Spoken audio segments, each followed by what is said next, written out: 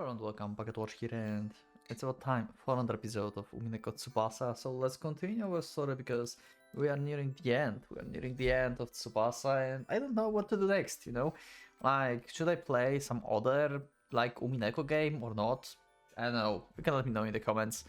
Because, like, Umineko in general been very, like, active and have, like, awesome community, but Tsubasa was, like, really miss on, like, channel basically. Like, I have no one to talk about Tsubasa, so I only enjoy the series as this.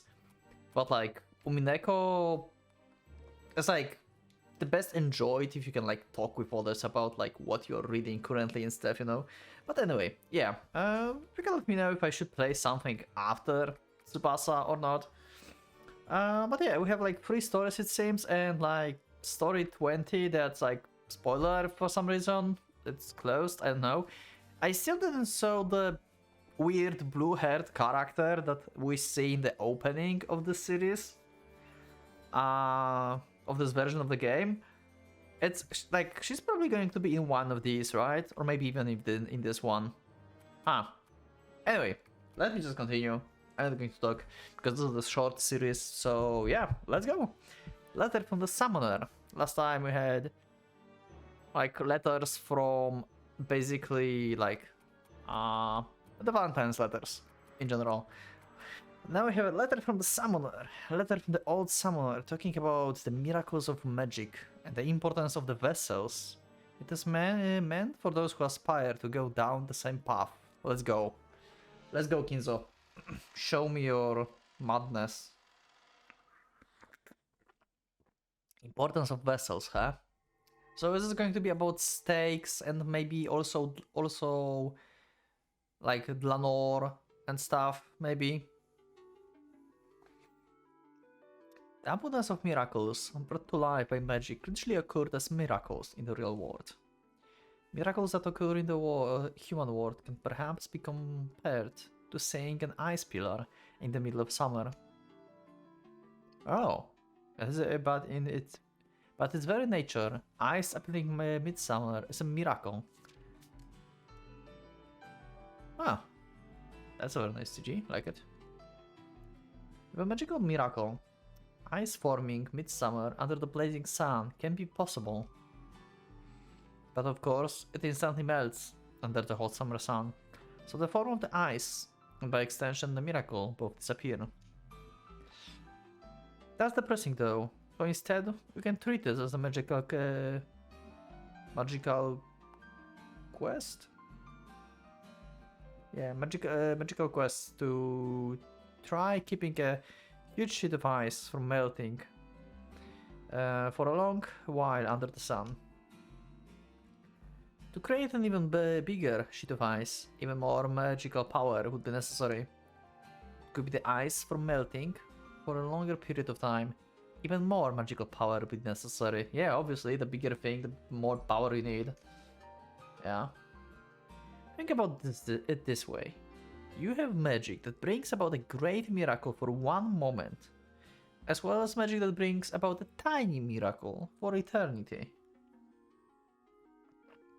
At first glance, the former appears to be flashier and far superior, but they're exactly the same in terms of magical difficulty and the amount of magical power required. In this sense, it must be said that the latter of the two summoning, which is the best contender for those who want to command a huge concentration of magic in a modest way, hasn't been very popular in the history of witchcraft. Oh, there's a dragon! If you've seen the great piercing magic of the meteor falling upon Earth, then you may also want to see great summoning technique that calls about the massive dragon. Wow, call back to episode 4. No, sorry. Yeah, episode 4. And the dragon is Kinzo. Hell yeah. However, between just a single moment of great magic versus the miracle of calling about this massive dragon and then using summoning to allow it to continue to exist, on top of that, the difficulty and burden are completely different. On this conclusion, we can say that the magical power of dropping a meteor in the place where its summoning was performed would be equal to calling up a palm-sized lizard at best. Okay? It would also be very weak, And at most, it would probably invoke a frail existence that would turn to ash upon contact with the open air or sunlight. Certainly, this is why young people who love flashiness can so easily command flashy magic to the liking, while having no interest in burdening themselves with the modesty of summoning. Because summoning needs like more refined taste as Kinzo. It's not flashy, it just needs to exist, basically. Just do something, but you have to like keep like pouring mana into it. Therefore, due to the low popularity of summoning, there are very few magicians in the human world who can become skilled enough to be called summoners. A fleeting miracle that disappears in a blink of an eye will leave an impact for eternity. This is true value of summoning. Now, returning to the original conversation, we understand that the magical power required for the miracle to manifest can be represented by scale. Oh my god, this is the equation. Scale times duration of existence, okay? Since we are going through the trouble of inviting guests from another world through summoning, the product should be nothing but beneficial and excellent. At that point, the scale figure cannot be underestimated. After all, who would choose the summoning something insignificant? And moreover, if you do summon a beneficial existence, you would likely want to keep it to use for as long as possible. Yeah, so the smaller the better. Because if you get something... Fuck. Okay, 1 second, I need to cut. Yeah, my second monitor started acting weird. Okay.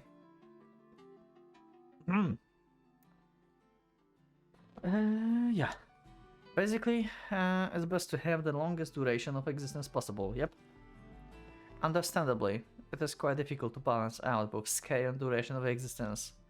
At this point, it may be easy to imagine the amount of extraordinary power a magician must have to deserve to be called summoner. Yeah, and he summoned Beatrice. And she's pretty damn powerful.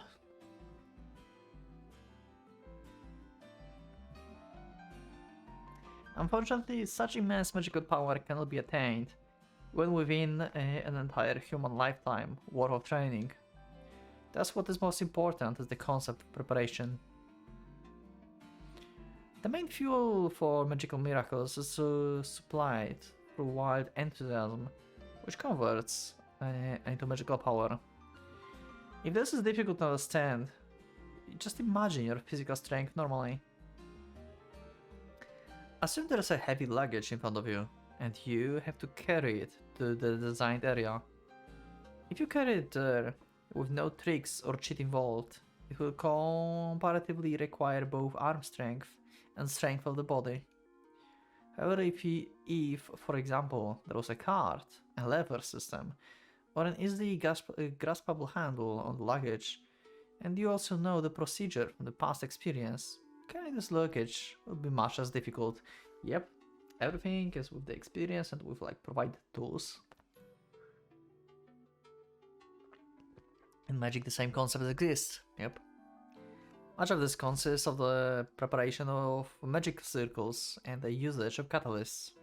Yep, okay. Many of those preparations are very time consuming, and this is no wonder. They're used to make up for whatever your own magical power you're lacking in. Aspiring magic users should not forget this. Magical power just isn't something you're born with. The effort put in through fanatical obsession also leads to the magical power. Yeah, Yasu never had power to begin with, but yeah, she learned. Or he. Okay, go to Umineko Furies. Or watch my Umineko stuff. We're not discussing Yasu, Leon. It will take too long. This is a bit of the digression. I myself was born with no magical talent. Regardless of this, I required enough magical power to call myself a magician. Magical power is not determined by talent, rather it can be asserted that it depends on the extent of how long one is able to withstand their own insanity. That's a good point. Nice. It can be pretty insane, yeah. especially for someone who aspires to use magic to maintain a miracle upon Earth for all eternity. This is something I don't want them to forget. Prepared with enough time and effort, such a magical circus and capitalists are capable of raising the summoner's magical power to much higher levels than ever before. Again, this is my own experience. While summoning, to greatly increase the success rate of the summon, it is crucial to prepare a certain object. Objects like these are called vessels. Yep, there's Sakutaro. Vessels, simply put, allow guests from underworld to temporarily lodge in ours. If you excel in Western magic, it is imaginable that you may be able to blow life into the clay doll in order to summon a golem of sorts in ritual. The clay doll in this ritual is essentially a vessel. Let's return to the beginning of our conversation regarding the ice forming midsummer. Under the blazing midsummer sun, any ice that would be summoned would of course melt away with a blink of an eye. Okay?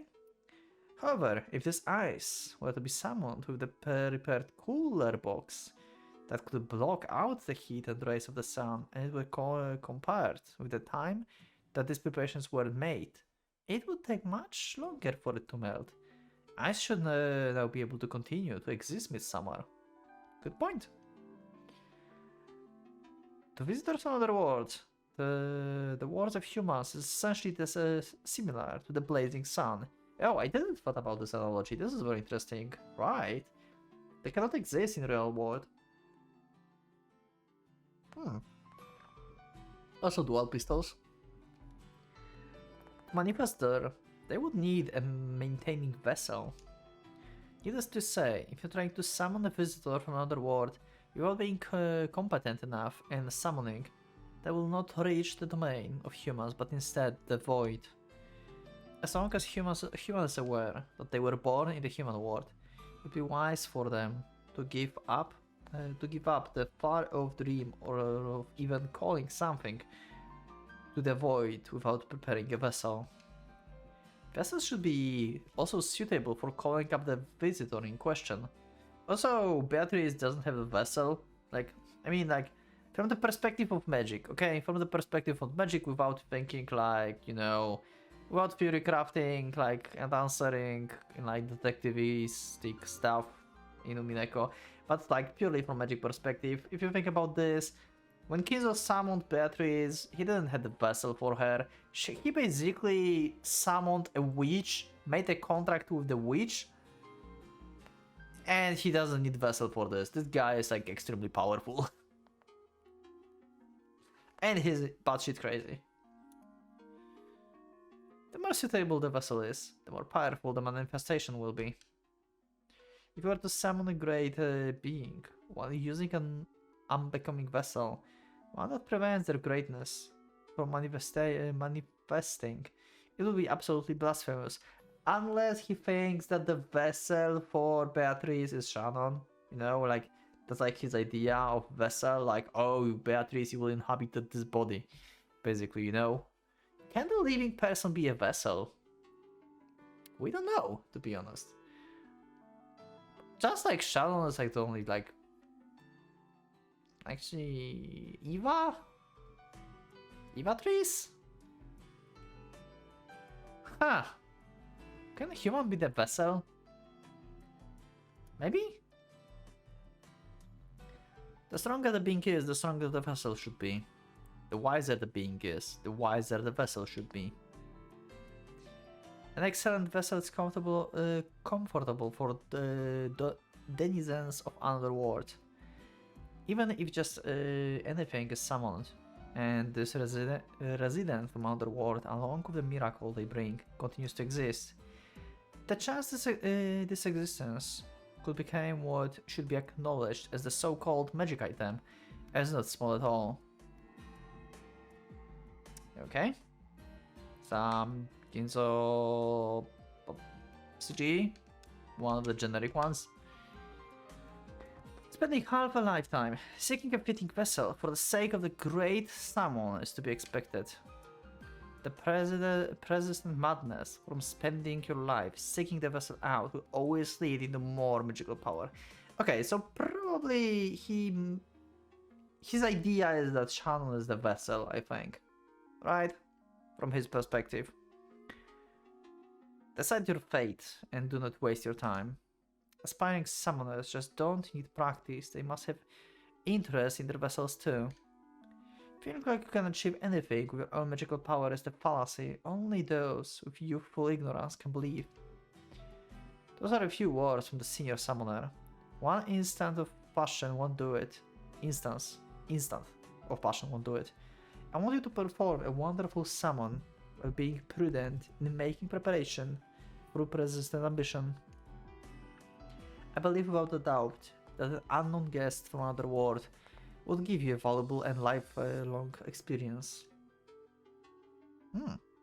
Okay, so this is basically just like telling us like you cannot just like summon anything. You can summon anything, but it must be like within the boundaries of your power.